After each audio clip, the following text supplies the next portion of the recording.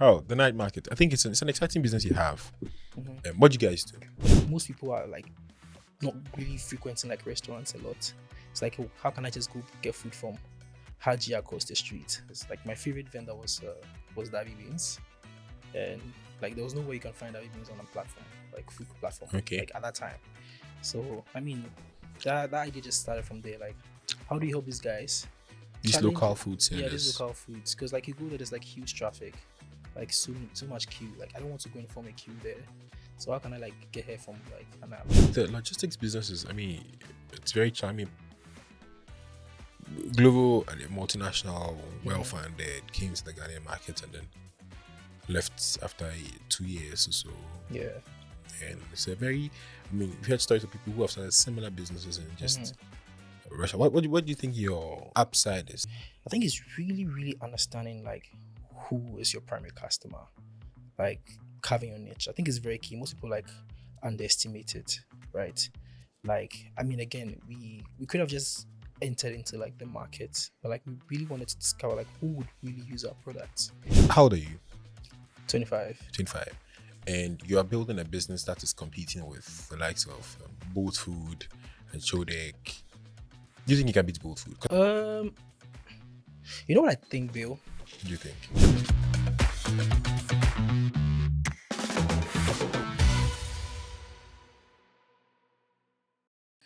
All right.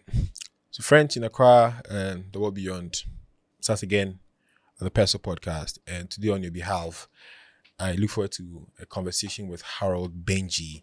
Harold is a co-founder and CEO for the Night Market. It's a comprehensive platform for small and middle-scale food businesses. And yeah, promises to be a good conversation as usual. Harold, thanks for coming. Thank you for having me, Bill. I mean, I'm a huge fan. Thank Happy you. to be here. All right. You and I met at a fundraising event, the Yeah. pitch event, actually. Yeah. Yeah. Where's the money? The money. Where's my money?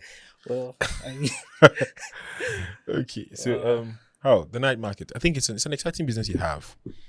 What do you guys do? Just for the purpose of those who are listening to us for the first time. so I mean, just in simple terms, we actually deliver food on behalf of small and medium food businesses. That's like our primary business currently. But Okay. then generally, we are more obsessed with small and medium food businesses. Okay. It just goes beyond food delivery. We're more obsessed with like how can we help these guys scale Okay. beyond the tabletop? How can we help them grow? So I think that's kind of where our passion lies. But yeah. Okay. The night market, is it?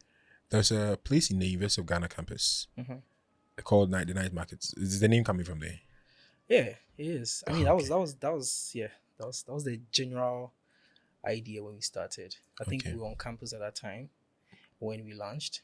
The idea was like, I mean, there are a lot of small and medium food businesses. Like my favorite vendor was Daavi Beans, and like there was no way you can find Daavi Beans on a platform, like food platform, Okay. like at that time.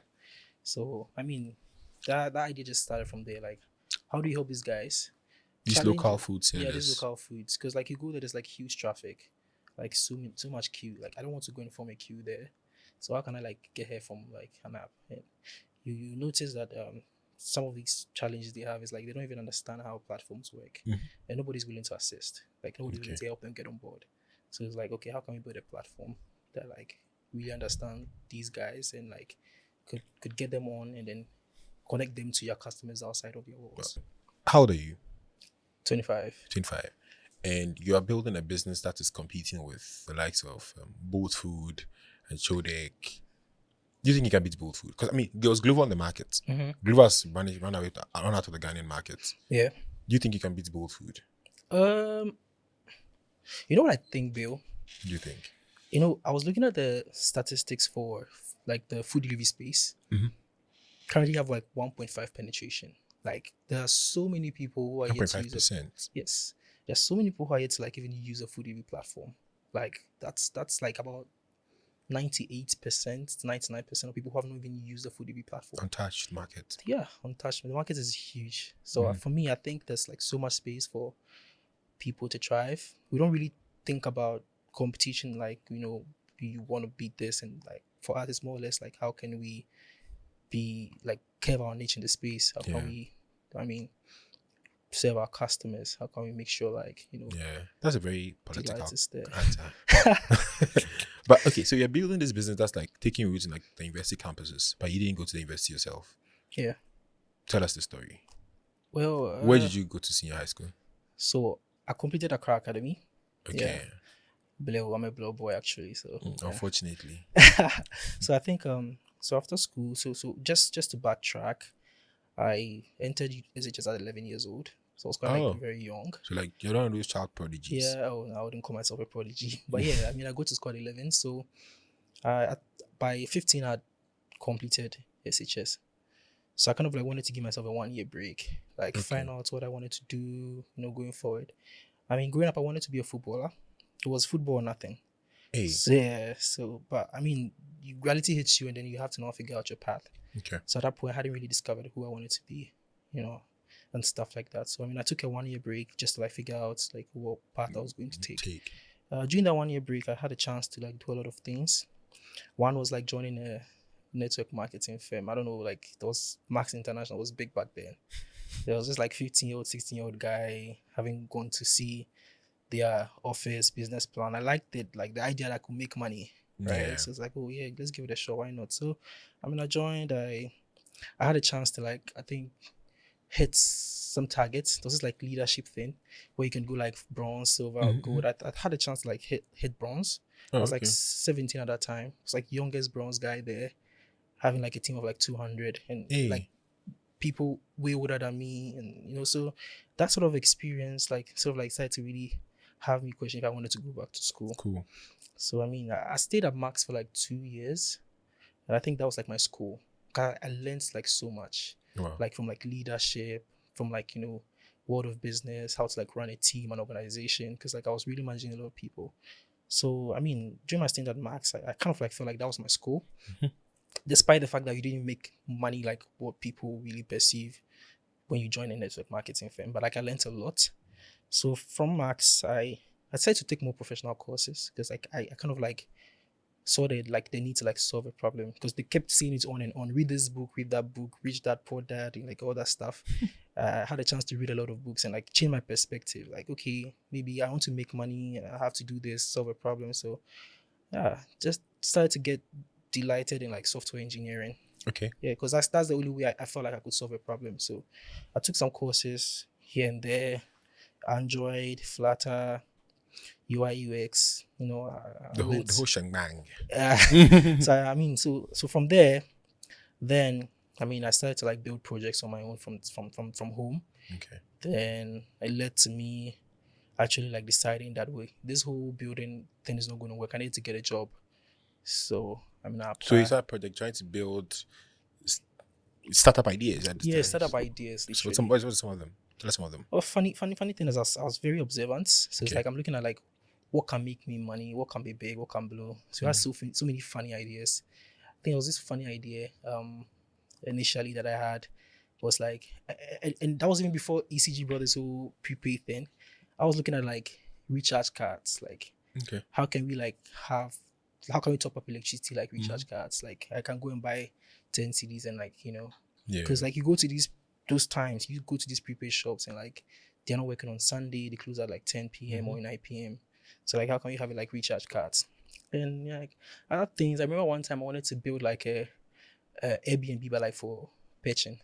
Yeah, like crazy ideas. But like I mean eventually. But didn't you enjoy the concern of your parents? Like why did you go back to school? Yeah, I think I lived for the most part with my grandmom and my mom and my siblings, right? So I have How many siblings? Extended family around me and my granddad actually.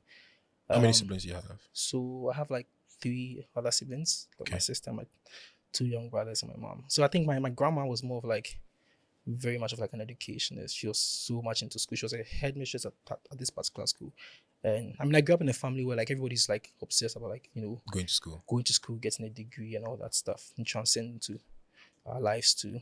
But my mom, for one reason, kind of like always had my back on my decision. So like, she was the only one who I could actually convince to like take my side on certain stuff. So I tell her, oh, I think I want to use this approach. Like, oh yeah, go do you.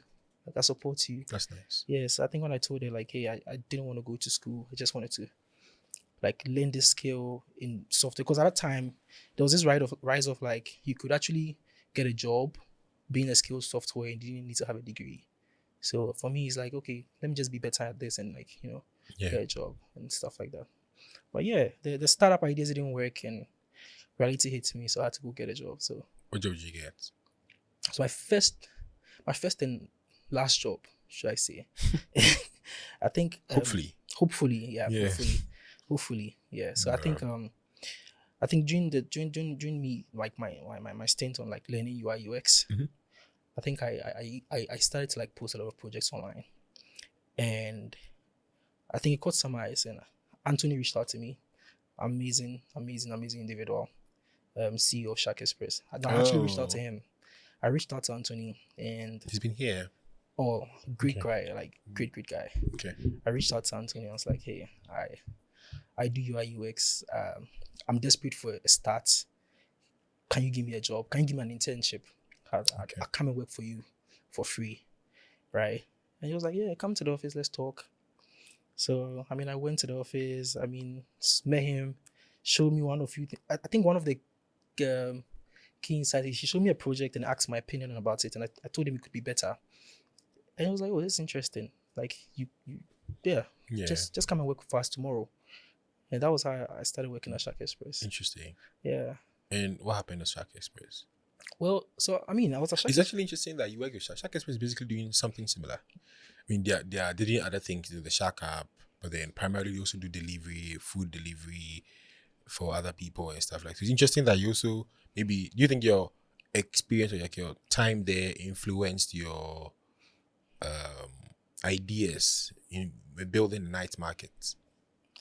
Well, for me, I think I learned a lot from Shark Express, especially like the world of like startups, like how businesses run, what goes into like running a successful startup, what goes into like all the, ins and outs of it. So I think that was like for me what really shaped it. I learned a lot from Tony. I mean, especially on how to like run the business, how to So I think it was very key. Yeah, it was very key. But I think night market was so random. Okay, how did it happen? Night market. So again, joining Shark Express was quite far from my home. So I mean, I had to move to campus. I had this amazing friend Patrick, who's currently my co-founder. So okay, I mean, I moved to campus so like I could like commute to work easily because it was a hard show.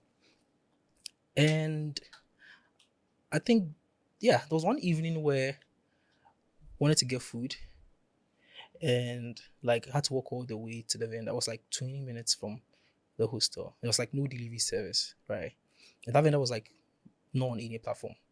And walking there, I was like, oh, can't we just have like a platform that had like these vendors on the platform? Because again, to my point, small and medium businesses were like food business were like we underrepresented on delivery platforms. Like, how can I get? Because I always say the customer is loyal to the vendor or the business, not to the platform. Okay. If you have a particular vendor on the platform, that sort of like drives the traffic or drive the customer to use the platform. For me, it was that particular platform that was underrepresented. It wasn't on any delivery platform. So it was like, okay, there are people like me who would probably want to get this food and would pay to get it wherever they are. So I was like, okay, let me just build something. Let's see if it sticks. So you build it yourself? So I got my friends to like work on the project with me. Okay. It's like, it's like a side thing. So I got a couple of friends like, well, let's just do this. Which year was this? It was 2022. Okay, a few years ago. Yeah, a few years ago. So I was like, let's just How old are you then? 22? Yeah, I was 22. Okay. Well, let's just build this. Let's see if it sticks. I mean, worst case, what could happen? Go back to our jobs. Yeah. So I mean, we just started it, and then I know you were part of this orange thing. Was it like an accelerator or an incubator type thing? Yeah. When did that happen? Was it when you started building the night market or before the night market? So that was after night market. Oh, okay, yeah, that was like that was after night market. It's like 2 years after night market. Okay. Yeah. So now you've been building night market for 3 years now. Yeah. 2 years. How many vendors have you onboarded? How's it looking like? So currently we have about 300 to 400 merchants on our platform. Oh wow. Yeah. And these are particularly like local, the typical local food sellers. Yeah. We had 95% of. How do you manage to onboard those people? Like, So how do you manage to convince them that they should go digital? So people, I think it starts from passion. Yeah. I think that's where it starts from. Because like why are you building what you're building? Like what's the primary reason? Yeah. For us, the primary reason is like how can we help these guys? They needed help. Not that they didn't want to join. They didn't know why they needed like that service. They knew they needed it. And I think just to go back to it, when COVID hit, some businesses had to shut down because they didn't have like an online platform to reach customers. For us, that's where we like picked up that whole passion play from. It's like, hey, this could happen again. These guys could be out of business. Like somebody has been building this for 5 or 7 years, and then all of a sudden you can like make money. So for us, we had to let them know that this is important, number one, and we can help them like build it. So that led to like training, like teaching them how to use platforms. I'm not going to lie, in the beginning it was quite challenging. Yeah. Having to like get everyone to understand that this is like something that would really help you. Because for them, I mean, these guys like have huge following. Like, they have huge queues by the joints. I always say the small and medium food businesses like control like large number of their populace. Yeah. Yeah, like most people are like not really frequenting like restaurants a lot. It's like, oh, how can I just go get food from Hajia across the street, right? So I think they kind of like have a lot of like, customers trooping in that they don't see a need to, have an online infrastructure. So yeah. Interesting. So I mean, a lot of young entrepreneurs face, aside the challenge of onboarding, getting their buy-in from there are multiple stakeholders in the business. So you have your customers, you have investors. Yeah. You seem to have made like a lot of headway with your primary merchant base, right? Getting food merchants on the platform. And do you have bikers too? Do you handle that as well? So we kind of like were really very intentional about like building an asset light model. Oh, okay. Yeah. So that we didn't have to take on the liability of like trying to all the assets, get internal riders and having to have control. So that's outsourced. Yeah. So that was interesting. Outsourced. Okay. And then the third element I'm looking at now is investors, people to get buy-in, capital buy-in. How has that journey been for you? So I mean, you and I met at a pitch competition. Yeah. And you took all the money away. Well, I think that I think there's an element of like I'll say luck in a way, because I think when we started initially we had like few friends, colleagues like, oh, this is great. I'll probably buy like 5 bikes. Just get people who want to ride them. Okay. Yeah. So I think we had like some family and friends like invest. So like there were like bikes there. So who wanted to use it, like come work out like a work and pay model for you and stuff like that. And then I think it went from there to like working with like other independents like riders and like, hey, there are lots of, potential here, come and like make money. Yeah. So have you had to raise like institutional round? Like a firm VC round? Have you had to do that? Or are you going through that? So I think in the beginning we're like very focused on like the operational aspect of the business. For us, it was more or less like we want to be ready. We want to raise when we feel like we're ready. Okay. Like a lot of as you said, a lot of processes like go into like delivering fast to like a customer. Like you had to make sure everything was like checking in. Like, so for us it was more or less like, how do we perfect the processes? How do we ensure like we actually have like the foundation to scale? Then we can go and like raise money. Okay. Yes. Currently we kind of feel like we're ready, so we currently having conversations ongoing conversations. Okay, Yeah. okay, cool. So like you're going to like a pre-seed financing round right now? Yeah, I think currently we just want to do pre-seed. Pre-seed, okay, that's very interesting. Well, so now that Nine Market is primarily based in like on the university campus. Are you just in Legon, or the other university campuses you're present on? Well, so currently we are doing like Legon. We're doing areas around the Accra, like I think East Legon. So apparently like Hacho, East Legon, Medina. Yeah, pretty much currently where we're operational. So where do you see it going in the next 2 years? What's the plan? Are you going to be like Facebook, be on the university campuses? Yeah, like establish Ghana university campuses and then Yeah. take on from there, or Yeah, how's that? I think we kind of in the beginning always had a notion of like we're using the Facebook approach. Okay. Like that was how we kind of like termed our go-to-market strategy, like the Facebook approach, where like you kind of like consolidate, volumes in these universities, and then you use that as a basis to scale. So I think for us, yeah, we kind of like we wanted to like scale into campuses before like focusing on like the major like markets.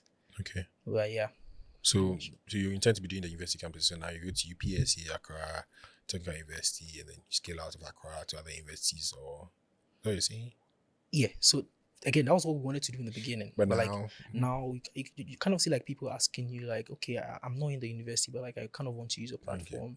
Because again, as I said, this like, I mean, small medium food businesses are like really, really popular. at the heart of our economy. Yeah, they're really popular. Like people really love them, and like people would really want to be able to order from them. So I mean, we got like a lot of people wanting to like order from them. And we had to like rethink like, okay, let's open up into the communities too.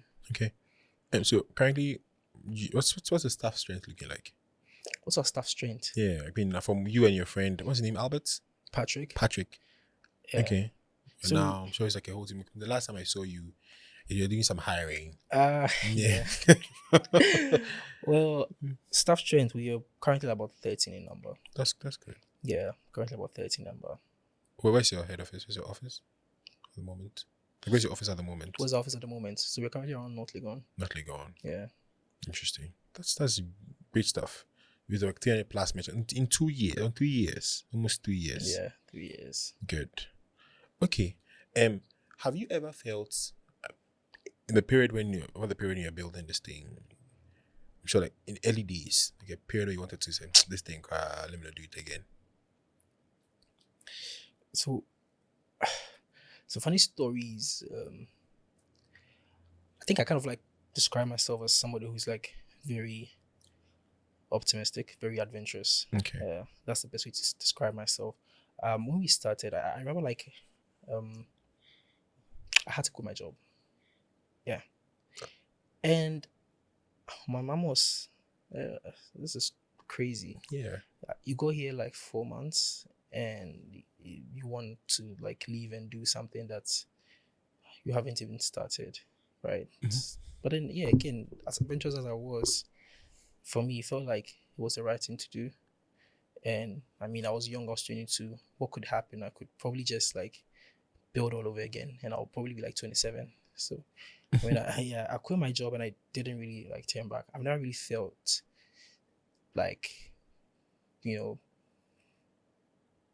don't know, for me personally, it's always been like what keeps me up at night. Yeah. Like, the adventure. This like that adventure, like the joy in the serving these people, and yeah. Impact stories. I remember when we were at the pitch events, he played this video of like testimonials from the women, these market women, these food sellers who were particularly excited about what you're building, and these part of the markets that keep you going, are they part of the markets that keep you going? Yeah, absolutely.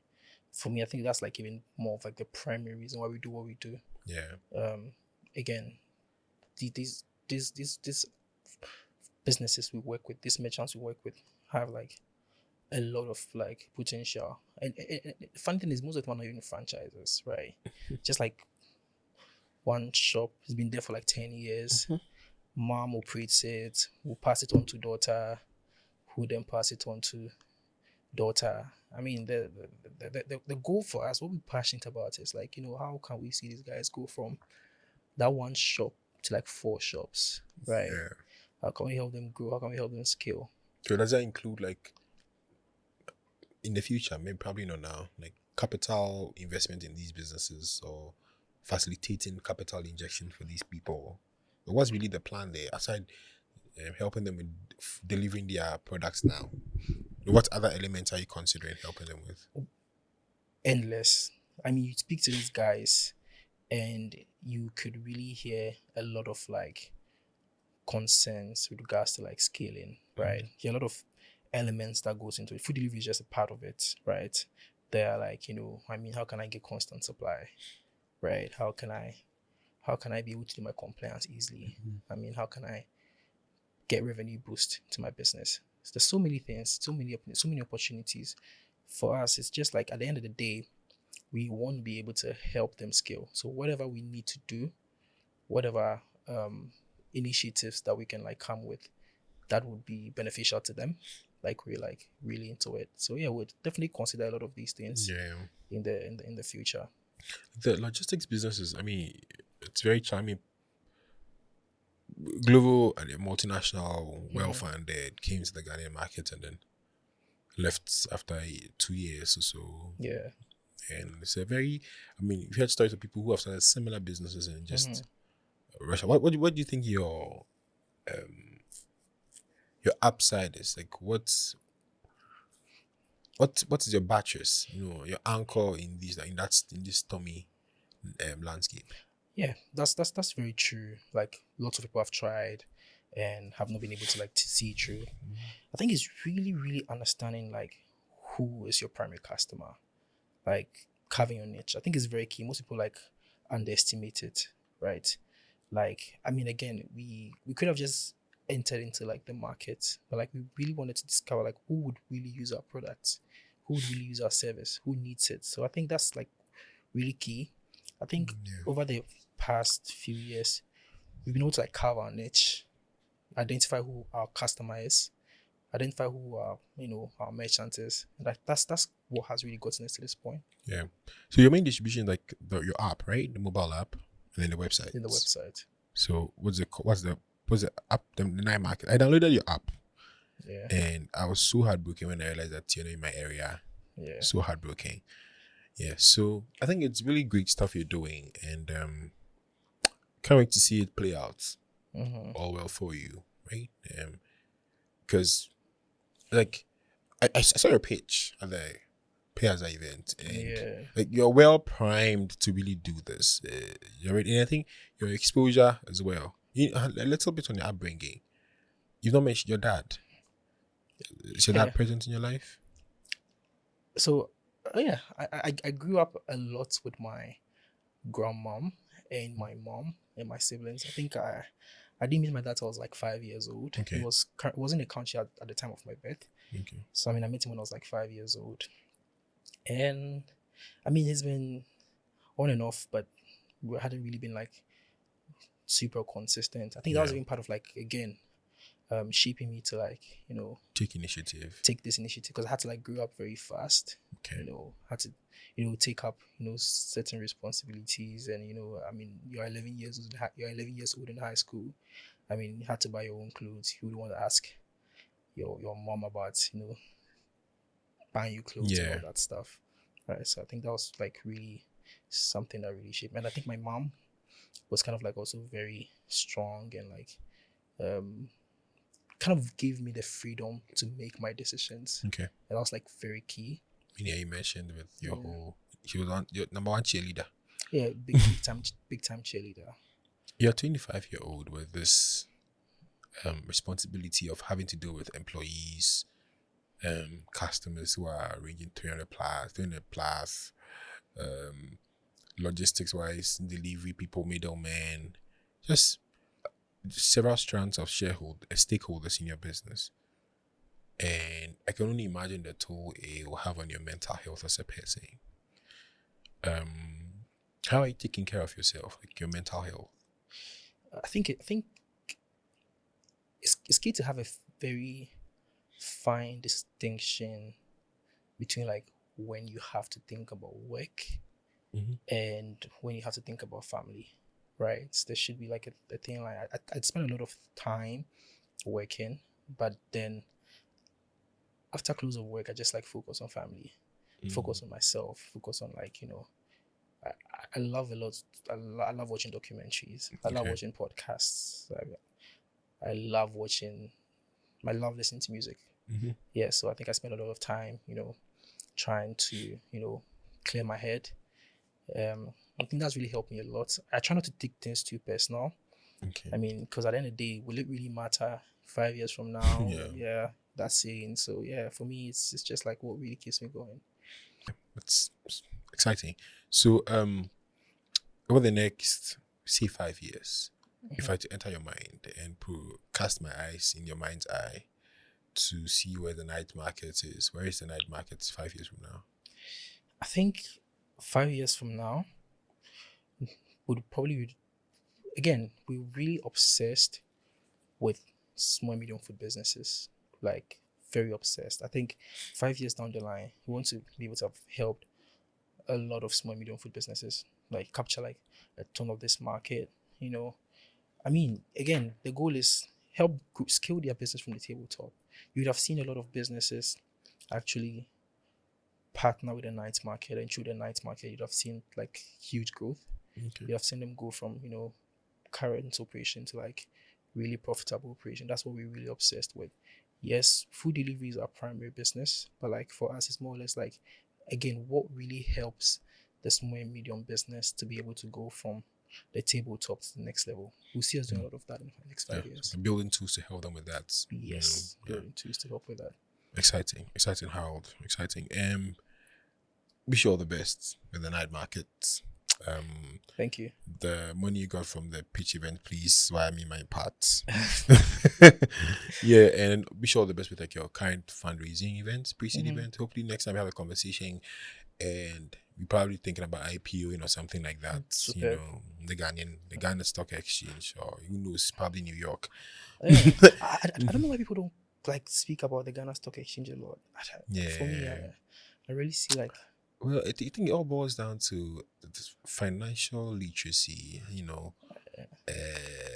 and the various elements in that regard, and considering that the GSE is a big part of that conversation, But yeah, so That's hopefully crazy. you'll be listed on the Ghana Stock Exchange soon, and then great success story.